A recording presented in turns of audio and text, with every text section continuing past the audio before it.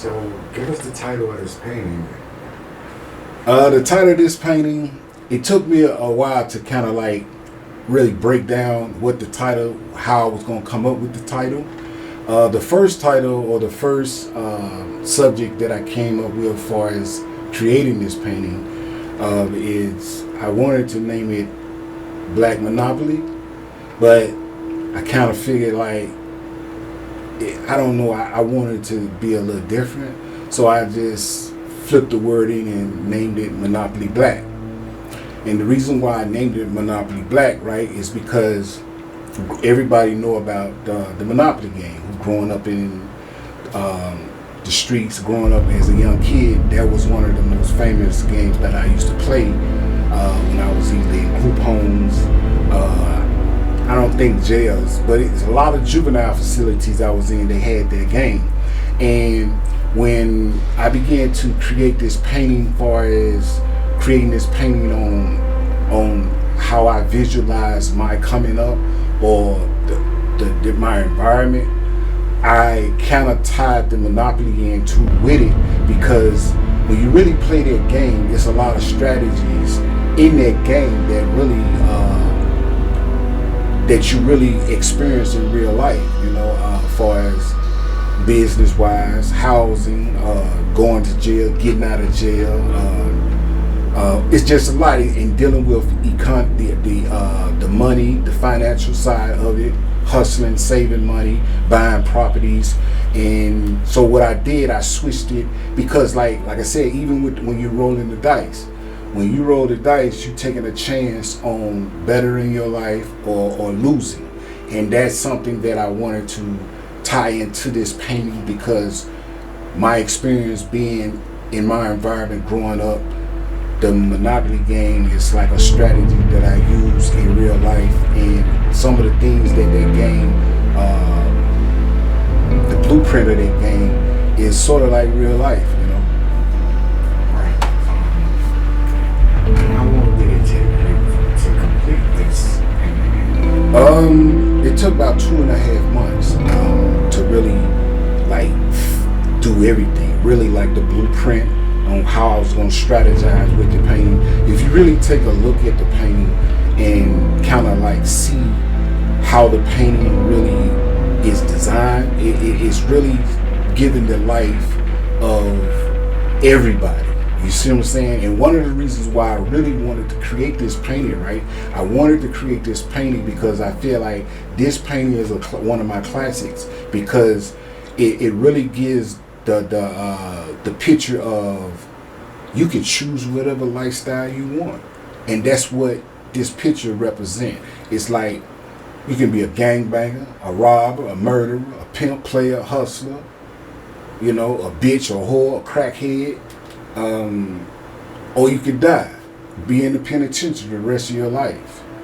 See, those are the choices that we have in this lifestyle of growing up in the inner cities, where there's poverty and a lot of just crime and drug infested neighborhoods.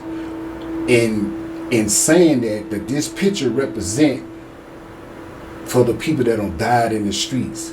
So the overall picture of this, now mind you, keep in mind that the monopoly of this game, the Monopoly Black, is you don't want to be a statistic. And see, that's something that I never wanted to be, but I began growing up in my environment.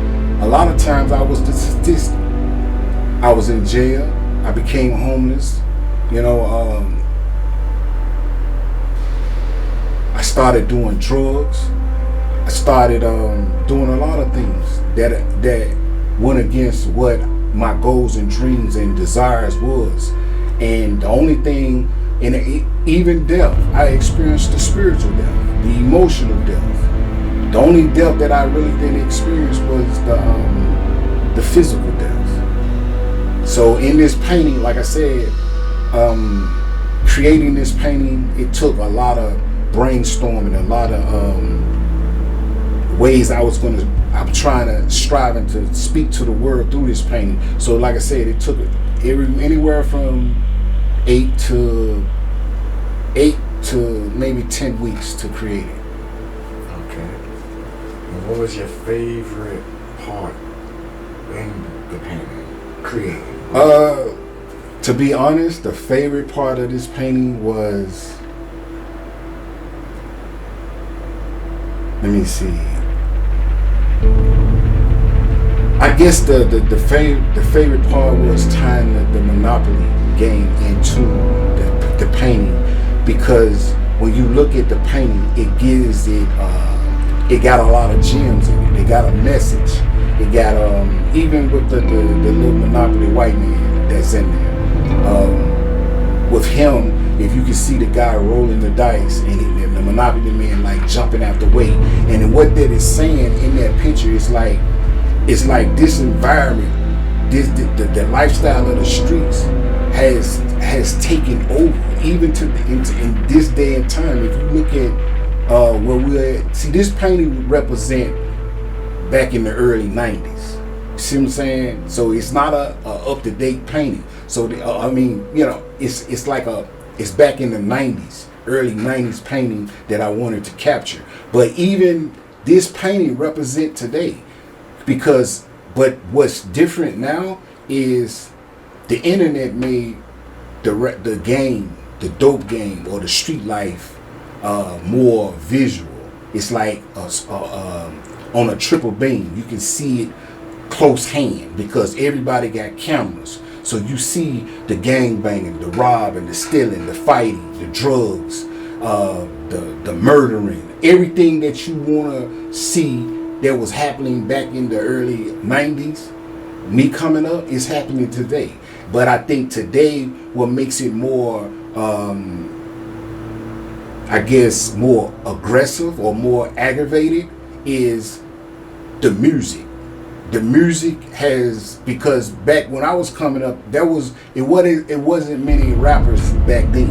And the music, it was people rapping about gangster music and all that. But see, like I said, in this day and time, it's on a whole nother level.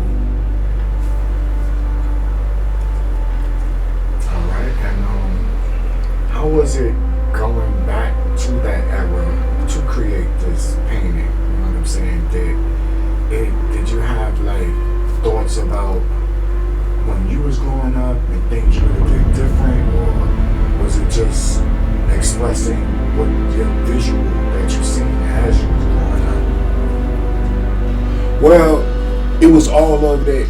It was all in one. Because, see, when I paint or when I create something from art, I'm striving to send a strong message, right? And before I answer your question, I want to say this. A lot of times I meet people that say that your art sometimes is too aggressive, too aggravated, it's too raw. And I like when they tell me that, because see, when you're in the streets, it's raw, it's uncut, it's aggressive, it's do or die.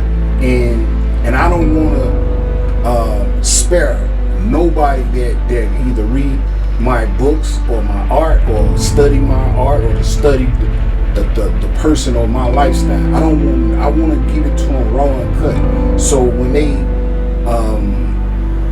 see or visualize what I'm striving to give the great impact upon, I want them to feel it, because I need them to feel it, because like I said, in that street life ain't no mercy, ain't no,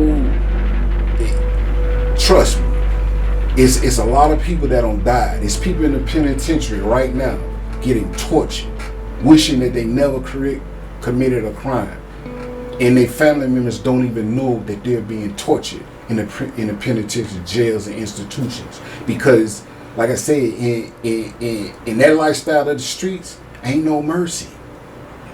So back to your question, even though I forgot what was your question. So I drifted off, so give me the question again. What was you striving for like that? Oh, what I was striving for. Like I said, that's what I'm saying. That was the whole purpose of what I was just talking about. Right. I'm striving to give them the visual. Like, before you make these choices, do you really want to do this shit? Do you really want to be a gangbanger, a murderer, a robber, a pimp player, a hustler? Because see, you can go the other route. You could be a lawyer, football player, basketball player. You can go work at McDonald's, Burger King.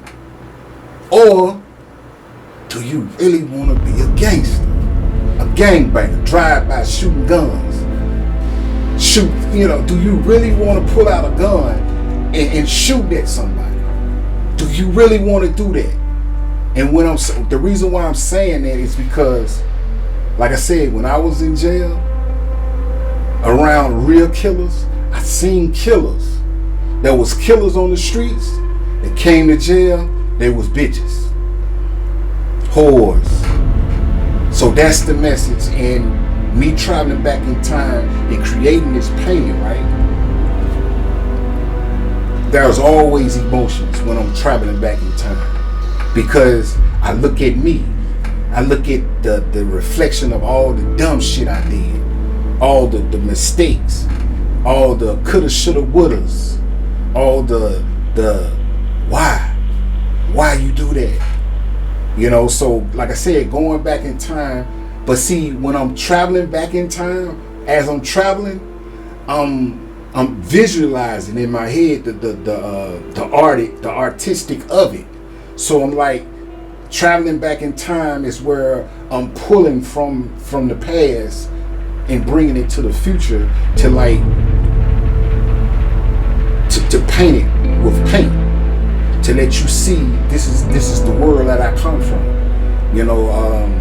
Never glorifying the world, the environment, or the lifestyle that I live, but I want to be able to give them the insight of your choices. Your choices can cause you a lot of pain in the future. See, that's the purpose of this painting.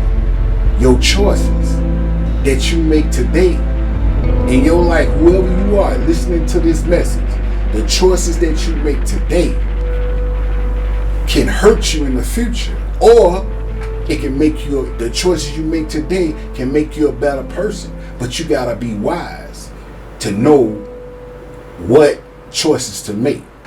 And to add on to what you said, I wanted to like really emphasize to the youth, the YNs is what they call them now, right? As where, be careful who your big homies are. See, that's another thing that I brung into this painting. Be very careful who your big homies are, your OGs, the real niggas you call your real niggas. Be careful of those people, because those people can mislead you, guide you down the wrong path. And that's something I'm always emphasizing that message, because see, the time we living in now, you got niggas 50, 60 years old, gang banging, misleading the youth like it's cool. See, going to jail like it's cool. All this, that's the stuff that bothers me when I see a 40, 50, 60-year-old man throwing up gang signs. That it don't make sense to me, because from my lifestyle I lived, see, I really grew up in the streets. I really came from that cloth. And for me to see homies die, go to prison, never coming home, see dudes in jail getting tortured, and for me to be a 50-year-old man and not warn the youth, or not help the youth understand that you don't want to go down this road, it'll bother me. So the journey of painting this painting is like a strong message. You can choose whatever road you want. It's your choice. You can choose the route that you want to take. So do you think, I know, if you could go back in time and change anything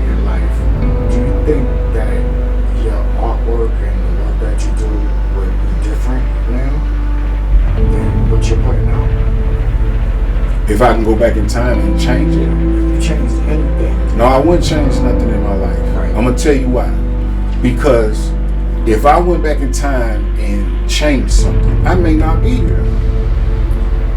I may been in a car accident or anything. You see what I'm saying? So I'm still living. This was my path, even though it was ugly and painful. But there was beauty in it as well. Because me traveling different cities and states, seeing different nationalities, seeing different cultures and lifestyles, being around homeless people, mental health people. You see what I'm saying? The people that people don't even look at. They don't even count to the so-called upper class people. You see what I'm saying? So for me to be around them and see and feel and understand how their views and perception of life is, it's different from the ones here and the ones here. See, I experienced both. From, the arrogant, the cocky, and to see the ones that's humble and oppressed. So it's like different levels of the beauty of my life is my perception is broader than a lot of people's perception. See, I can see it from a lot of angles. Some people see it from one angle. But when you can see it from 4 or 5 different angles, your perception is different. So, no, I wouldn't go back in time and change nothing. Because I know that grace and mercy was on my life. Right, and it's a major influence in your catalog of work and everything that you're doing. Yes. Okay. Another question like that. When you were younger and you was out there in that lifestyle, could you picture yourself where you at today? No, because before I got shot, I hustled hard on the block. No sleep. I wouldn't leave the block. I was money hungry. I'm telling you, the people that grew up with me, that know me, they know. This is not I'm not glorifying it, but I'm telling you, before I got shot, I hustled night and day, non-stop. But in that lifestyle, I did do a little art, but the money and the hustle overruled my gift. So it was like, because I did graffiti on the walls. You see what I'm saying? I used to do that every now and then. But like I was saying, see, my gift was on the shelf. Only time I really dealt with my art was when I got locked up. And I would go and, I ain't have nothing else to do. But when I got out, I went right back to the streets hustling. See, I love the streets more than I love the gift that the Creator gave to me. So once I got shot and went through my trials and tribulations of life, and once I picked up the pencil and began to sketch, I began to visualize like, I can paint my world. I can tell my story through my art. So it's like now it's like I'm who I'm supposed to be. You see what I'm saying? See, I didn't supposed to be no drug dealer. You see what I'm saying? That was something that I picked up off my environment. You see what I'm saying? See, I'm in the see, the streets glorify drug dealers. And at the same time, I wanted money. I wanted to hustle. I wanted to get money. I didn't want to depend on my mother. I wanted to get money and take my mother out the hood. So it was like I took that route. But like I said, I didn't have no father figure. So my identity, I didn't know my identity. So it was like the identity that everybody glorified, the drug dealer, the pimp players and hustlers, that's what I gravitated to. But once I tapped into who I really was, an artist, I took off. Okay, how hard was it for you to put that lifestyle down and pick up this new lifestyle here? Well, it was very hard because when you cut from the streets, see, you got a lot of habits and a lot of behaviors and a lot of perception and thinking of the streets. See, I had to admit to myself that street life, the beliefs and the codes that the streets live by, the shit was bullshit. It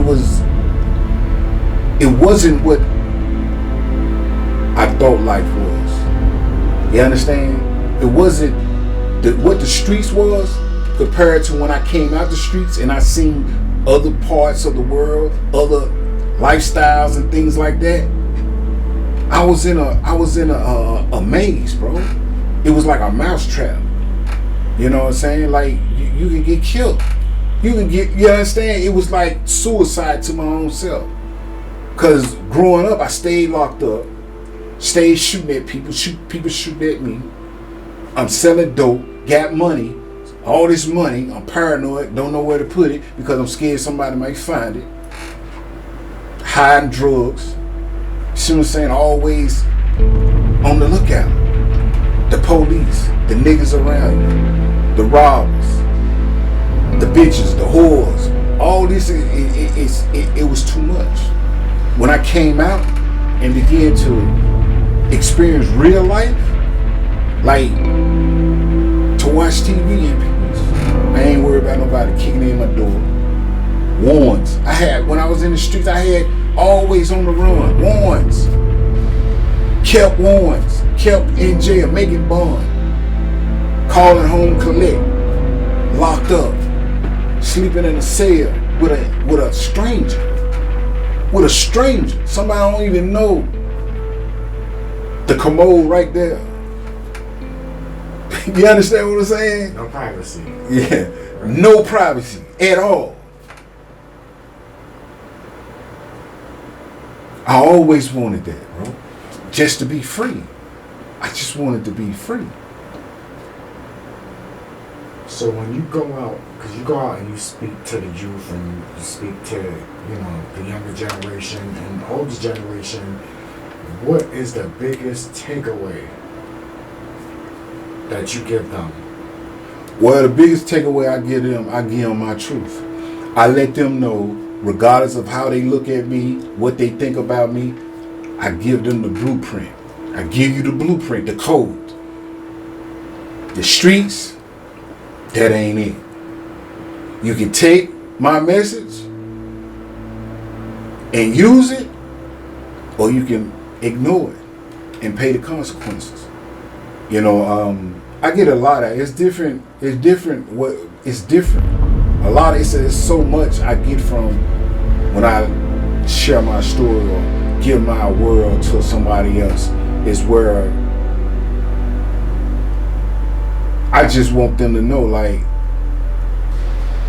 just remember my face when you get locked up, or somebody, your homie, gets shot, or somebody close to you starts smoking crack. Your best friend starts shooting heroin, sprung out. Picture that. A nigga you went to school with, you hustled with, you grew up with, your homie you played video games with. Y'all grew up and he become a crackhead, a junkie, dope fiend, or he get locked up and he get life in prison without parole, never coming home. Picture that. See, that's what they don't show you when you see the videos of the dope boys or the rappers flashing money, riding around in nice cars. They don't show you that part. That's some of the pain, though. So what I'm striving to do, while you looking at the glamour of it, look at the pain. Can you take the pain? Can you ride luxury, hustle, and get money, but can you go and do 5 years behind those walls? Can you do that? You understand? Right. So, what are some of the reactions that you get from people who knew you in that lifestyle and see you now? I know it's the regular, oh, you still alive? I didn't think you were going to make it. Right.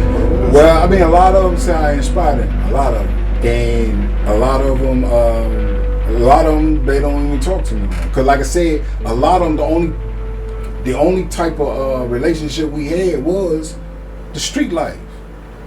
Getting high, hustling. Other than that, nothing. But here's the thing. Once you get on the straight course, the path, the righteous path, a lot of them ain't gonna go with you. Because that look too, I don't want that. They want the glamour and the worldly life.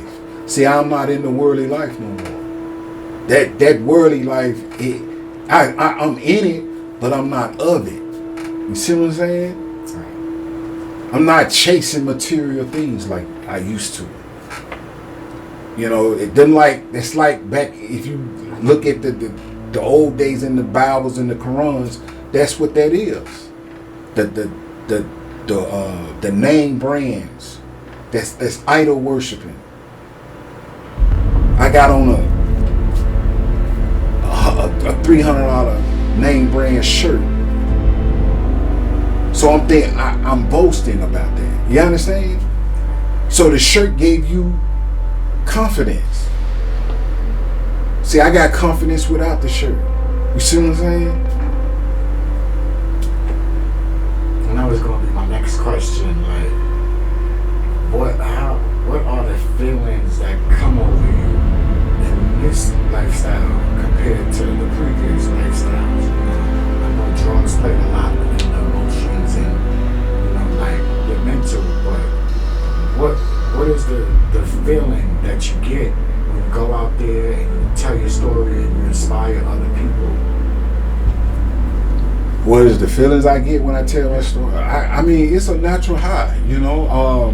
Like I said, I help people too, man. Like if I see somebody that's in that I used to be in a certain situation, I give them the blueprint too.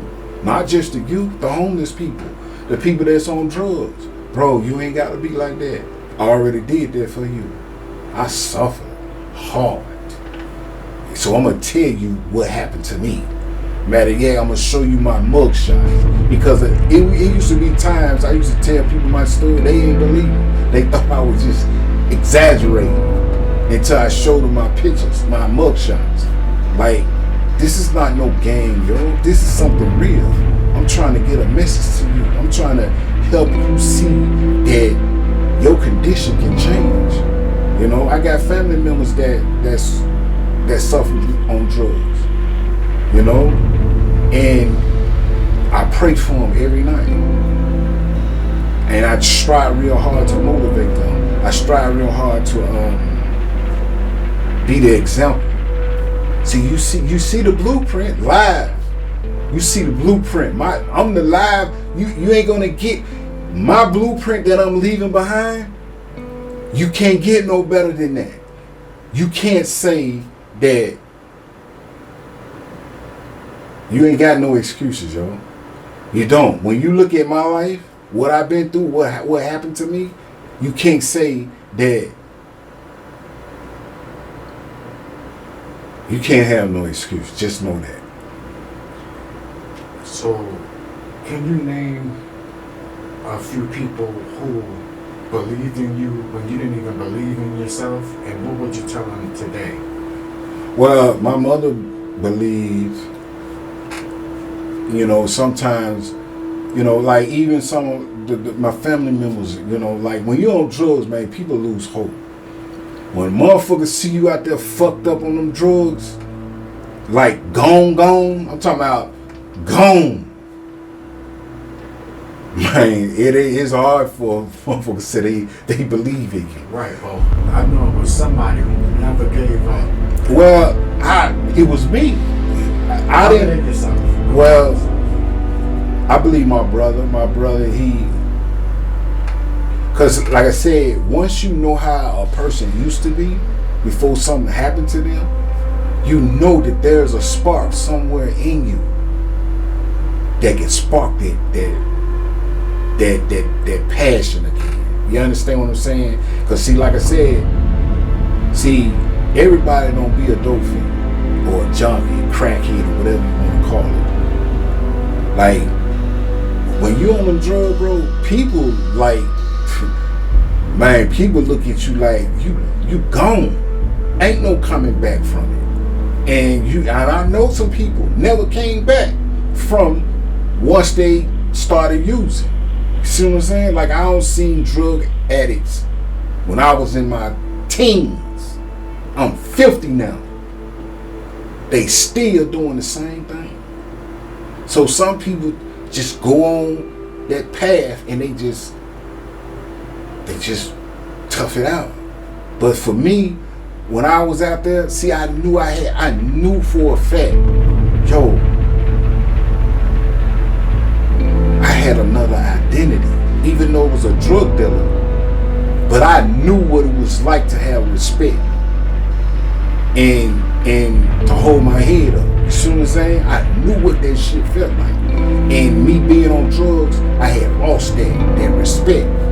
You know what I'm saying? So I said, I need to get that shit back. And once I got it back, it was like,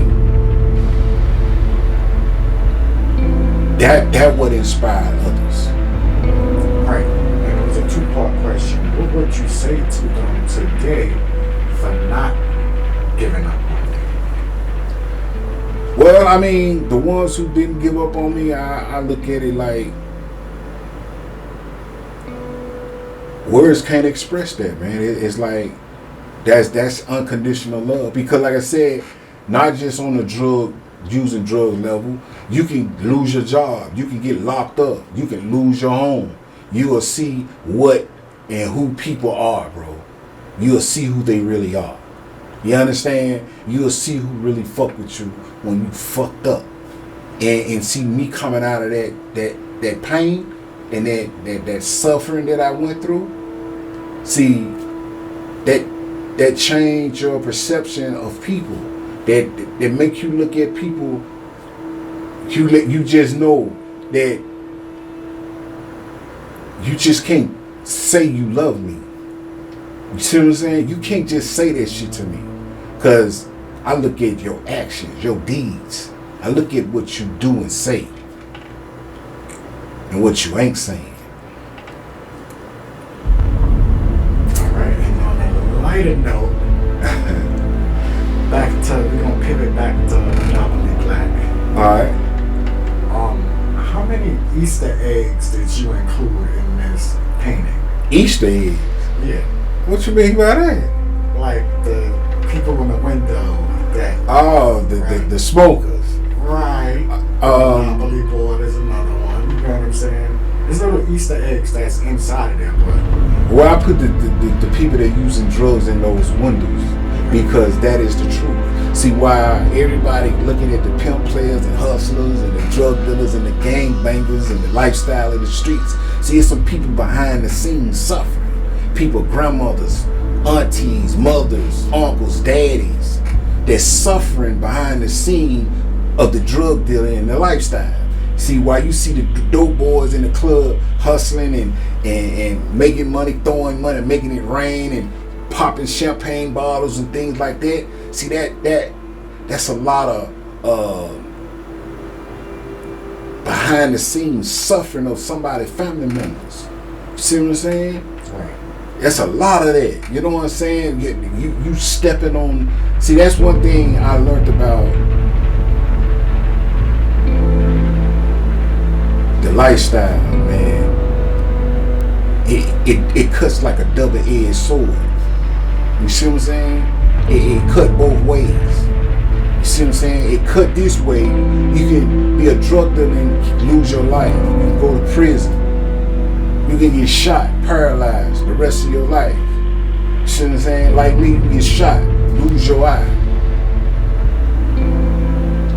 You can start making money and the niggas you grew up with become your worst enemies.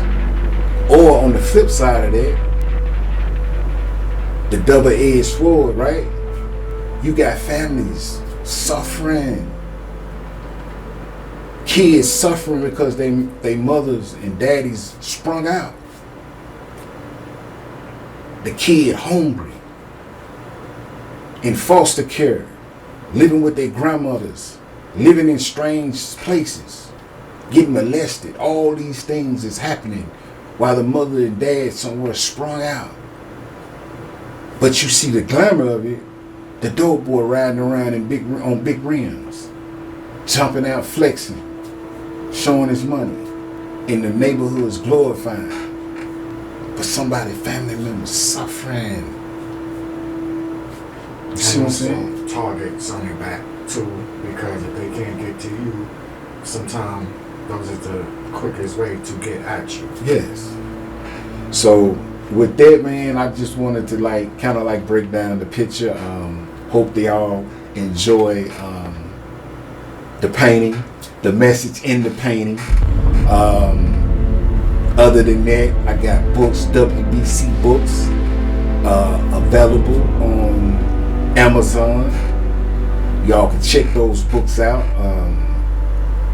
Inbox me, email me at graffitiuniversitycomics@gmail.com. Look me up on YouTube, Graffiti University Comics Art School, Instagram @_G.U.C.B,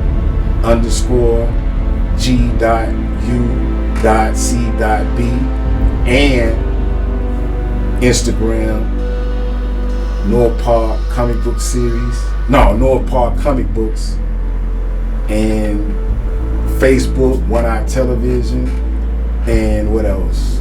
Graffiti University Comics on Facebook as well. With that, thank y'all for this great episode 1.